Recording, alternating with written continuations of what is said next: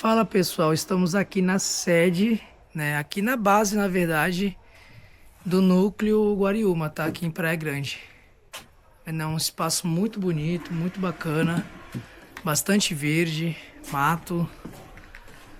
Temos uma estrutura aqui de banheiro, tem um lugarzinho para se alimentar, tem bebedouro, tem estacionamento.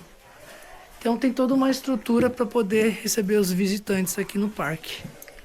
Tá bom? Hoje o dia tá bonito. É isso aí, bora trilhar.